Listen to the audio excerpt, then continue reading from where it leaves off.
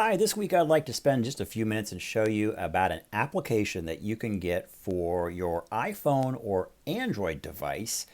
This application was developed by the Center for Evidence-Based Management, which are the same folks that are connected with our textbook. The two authors of the textbook are heavily involved with the Center for Evidence-Based Management, and the textbook is kind of interwoven with that particular organization. So the two kind of go hand in hand, and I wanted to show you. They have about 4 or 5 different apps. There's two of them that I would like to highlight in this course, and the first one is the Ask Manager. Again, you can just simply go to your Google Play or the App Store for iPhone, and you can find this application pretty easy. But I would recommend, and they are free, I would recommend that you download them and just play around with them, because they do follow all the processes that are outlined in the book and kind of make a nice cheat sheet, if you will, or make you sound really smart in meetings if you wanted to, pull this out and have this app on your phone, as ideas are being brought forward. So let's look at the Ask Manager this week, and we'll tap on that. Of course, you can read it, but I think the Ask Manager is really a nice go-to one. It's a decision tree, so it follows, again, all the principles that you've learned in the course up to this point. And by this point, you have a really good concept of what evidence-based management is. We did have a kind of a general review right at week 1. So you guys are pretty good, I think, with the fundamentals. But this will help, I guess, sequence those fundamentals for you if, down the road that you should forget. All right, well, let's take a look at this. The Ask Manager, very simple. You can see the little introduction here. It really helps managers identify the need of evidence by providing that checklist for questions and kind of a decision tree. So let's just play around and see how this works. So I like the way they put things in just simple language, nothing fancy. They keep it, they keep it real. So that it starts off by, what do you want to do? So you kind of have these 4 different domains. Again, you can see here whether the problem was clearly defined. Now that could be, somewhat subjective, but I think we can pretty much agree, I think, as rational individuals, if the problem was hopefully clearly defined. The next one, determine whether evidence supports the problem definition.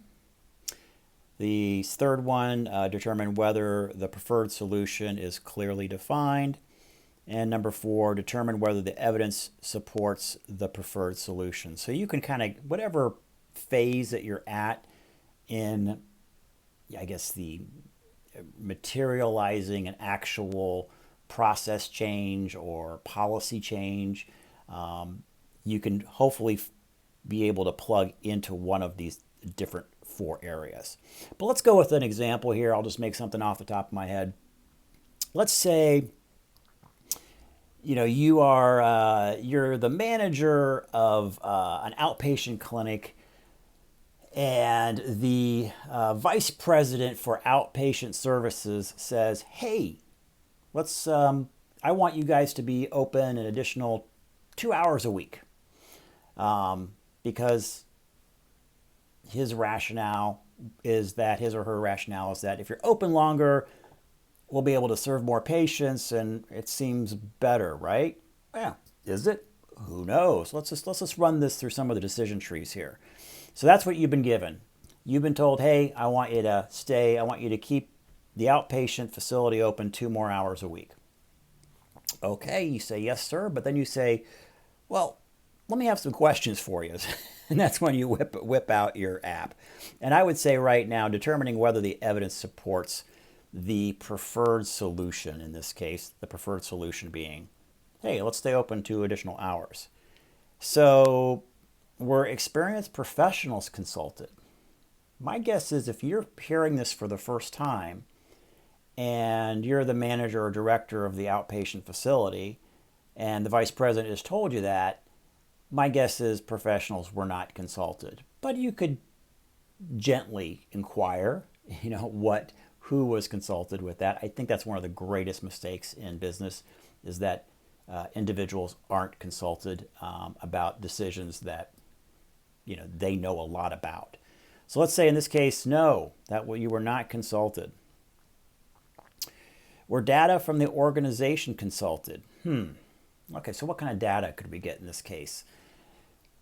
Maybe this vice president had some evidence that showed, maybe the pharmacy extended their hours and they ended up getting extra business, extra revenue. So he or she thinks, hey, let me do that all across the entire, organization.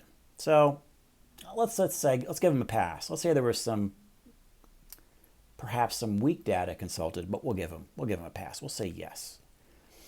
Was the scientific literature consulted? Now, we all know the answer to that one, guys, right? I mean, you probably have met very few people in management, not in healthcare. When it comes to clinical decisions, they're far ahead in evidence-based management. But in business decisions, I can't even remember once in my life where someone has really consulted the scientific literature in business, in administration. And it's out there, guys. There's tons of it out there. Every PhD or Doctor of Business Administration has to produce dissertations and research. So there's a ton of it out there. But chances are it was not consulted. So we'll put a big no on that one. And were the most important stakeholders consulted? All right, so you're finding out for the first time that you are to be open the 2 additional hours, and maybe you're still going to go home at 5, but you're going to ask your nurses, your MAs, your phlebotomists, whatever, you're going to be asking them to stay an additional 2 hours and disrupt schedules and whatnot. Plus they have a much more intimate knowledge of the patient or the customer. Same thing. Were they consulted? And let's just say probably not. So we'll click the box on that one. No. All right, continue. Let's see what it does here. We got a sort of a frowny face there, which I think would be indicated. When only one source is consulted, there is too limited evidence available to determine whether the evidence supports a preferred solution. Well, let's continue on and see what it does. I think we kind of knew that was going to happen. All right, so determine whether the evidence supports the preferred solution. We know we got 3 strikes of nothing. No professional expertise, no scientific literature, no stakeholder input at all into this. But we did have organizational data, okay, some again, pharmacy information that showed that they increased their sales. All right, let's take a dive into that. Maybe that's strong enough, maybe not, probably not, but let's take a look at it. Can organizational data be used to monitor the future effectiveness of the preferred solution? So what would that mean? Probably pretty simple. Could you tell whether business increased, whether you had increased foot traffic? Could you be able to get that data to see if this decision worked? I think you could. That would be pretty easy to do. So that's good. How valid and reliable are the data? Well, I think it would be pretty fairly or maybe very reliable, but since it's a pretty simple collection mechanism. So, but there's always a chance of error depending on how they collect it. We really don't have a full understanding on how they would get head count or whether it's, so I guess, for example, let's say you stay open an extra few hours. Is it based off of increased revenue? Well, ultimately, that's what you want to do. But could it be increased foot traffic, but maybe not the revenue? So it could kind of go a little bit both ways. You'd have to, I guess, more clarify what you're trying to measure, by staying open. What's the real purpose for that? But let's just say it's fairly reliable. We'll kind of give them I would say it's pretty fairly, if not very reliable, but we'll go fairly. All right, determine whether the evidence supports the preferred solution. All right, well, let's take a look at the results here, guys, and see what it says. Okay, so we got a little kind of a happy face there. So we've got the preferred solution is nor supported nor contradicted by the available evidence. So only one source of evidence was consulted. Again, you can have this nice little summary: no professional expertise, sufficiently reliable organizational data, no scientific literature, and no stakeholder views. So what I think is really interesting is that you'll see the likelihood in percentage terms of the solution, of the vice president's mandate to stay open an additional couple of hours.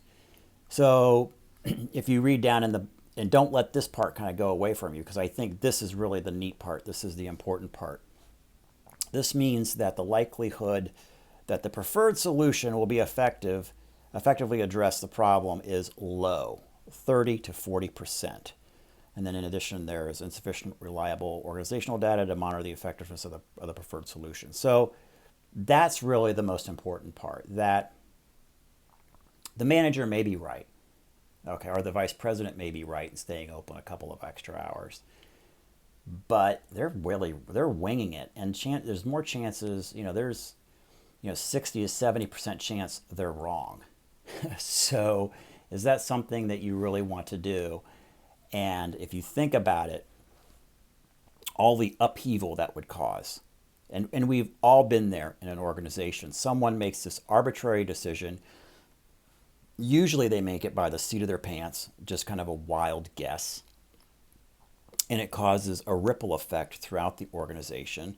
In this case, I made up an example of staying open 2 extra hours, but you know how that's going to be with the employees. They're going to be disgruntled, Now they're going to be like, well, I wasn't consulted. That's, if you definitely want organizational buy-in to change, you want to consult the people that have to do it. You want the perceived experts to be able to also contribute to the solution, and you weren't. So it even creates some ill will right from the get-go. Could even lead, in this case, it's not hard to believe, it could lead to employee turnover with lower morale. Maybe some of your employees have childcare issues because of those additional 2 hours now that you have to stay open. So you go through all this upheaval, right? And then it doesn't pay off because it has a 70 to 60% chance of failing. So not only did you fail, but you failed with other factors as well that aren't really, gauged within this particular decision tree that you have to think about too. So, if you're going to do something, you really want to see those numbers, I would say, flipped. You'd probably want, 60 to 80% chance that it would be successful. And if you're really, and it's got to be, what is the margin of that success? If you think that you're only going to eke out a few extra 100, is it really worth it in its totality? So, but anyhow, really cool app here, guys. I would recommend that you check it out, download it on your phone.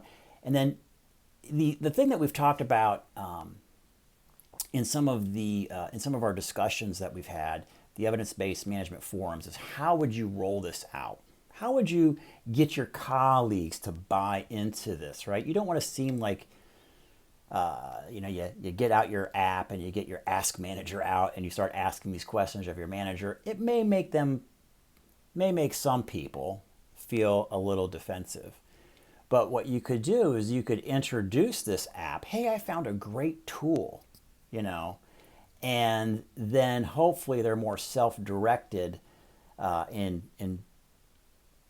learning how to do this rather than, you saying you're completely wrong. There's greater than 50% chance this is going to fail, So you got to kind of play that political game, and you folks being advocates for evidence-based management. I think this is a nice little tool, a pretty benign app that's free, and maybe you get everybody at the table involved. Wouldn't that be cool? You're sitting at a meeting and come up with an idea, and everybody says, hey, let's whip out our Ask Manager app and see how we're doing on this.